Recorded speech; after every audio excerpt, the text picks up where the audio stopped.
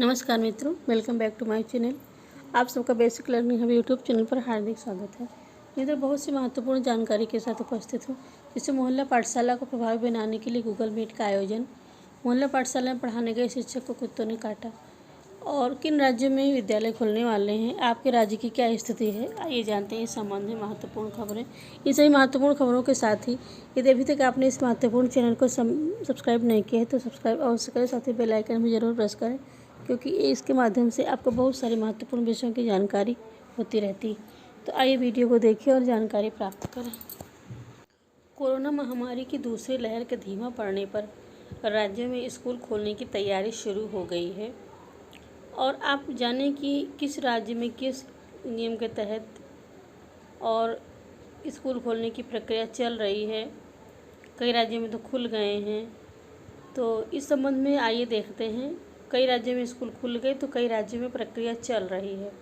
School खोलने वाले राज्यों में बिहार, गुजरात, मध्य प्रदेश, महाराष्ट्र, हिमाचल प्रदेश, पंजाब, हरियाणा, छत्तीसगढ़ जैसे राज्य शामिल हैं। अधिकतर जगह शुरू में कक्षा 10 से 12 के छात्रों के लिए 50% उपस्थिति के साथ स्कूल खोले जा रहे हैं। इसके अलावा कुछ नियम भी तय किए गए हैं जिनका पालन स्कूल खुलने के बाद में किया जाएगा। और जब दूसरी लहर भी नियंत्रण में दिख रही है तो कुछ राज्यों ने जुलाई के आखिर और अगस्त के पहले दूसरे हफ्ते में फिर से स्कूल खोलने की प्लानिंग कर ली है। लेकिन सवाल यह उठता है कि कोविड-19 की तीसरी लहर आने की आशंका जताई जा रही है, तो क्या स्कूल खोलने का फैसला उचित है? आइए जानते हैं कि स्कूल खोलने को लेकर स्वास्थ्य विशेषज्ञों की क्या राय है, कौन कौन से राज्यों में स्कूल खुलने की संभावना है। दिल्ली में आखिर कब खुलेंगे स्कूल?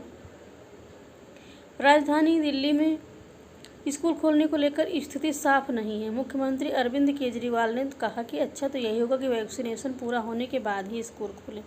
सीएम केजरीवाल से जब इस बारे में सवाल किए गए तो उन्होंने साफ साफ जवाब दिया।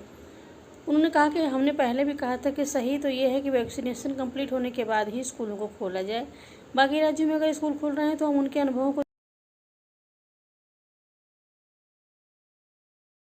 चल रहे कोविड संक्रमण की वजह से परिषदीय स्कूलों में एक और जहां बच्चों को विद्यालय आने से मना है, तो वहीं उनकी पढ़ाई जारी रखने हेतु विभाग ने प्रेरणा साथी बनाए जाने का शिक्षकों को टारगेट दिया है।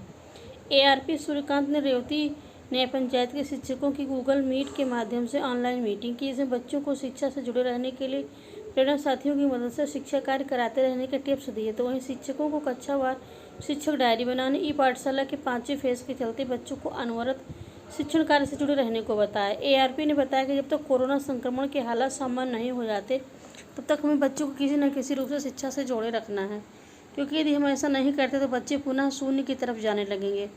इसलिए हमें कैसे ही बच्चों में शिक्षा के प्रति जागरूकता लानी होगी, और ये हमारा नैतिक कर्तव्य भी है। इस मौके पर यूटा के जिला उपाध्यक्ष संतेंद्र पाल ने बताया कि प्रेरणा साथी तो बना दिए गए हैं, लेकिन विभाग की तरफ से उनको कोई भी मानदेय इत्यादि की सुविधा नहीं दी गई है, और न ही उसकी कोई जवाबदेही है, और न ही उनको कोई संसाधन उपलब्ध कराए रहे हैं। इससे वो नाम मात्र हेतु बच्चों की तरफ ध्यान दे पा रहे हैं। पाठशाला में बच्चों को पढ़ाने गए प्राथमिक विद्यालय पयागपुर और रिश्ता विकास क्षेत्र बाबा बेलखर नाथ धाम के प्रधानाध्यापक श्री दया शंकर मिश्र को कुत्ते ने काट लिया।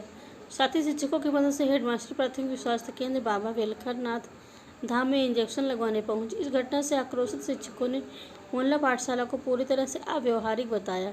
शासन का फरमान है कि शिक्षक बच्चों को पढ़ाई कराने गांव में जाएं, और शिक्षकों की प्रतिक्रिया है कि सर्वाधिक सुरक्षित स्थान विद्यालय में बच्चों को क्यों न पढ़ाया जाए। बता दें कि इससे पहले प्राथमिक विद्यालय जयसिंहगढ़ के हेडमास्टर प्रजापति जी को भी कुत्ते ने काट लिया था।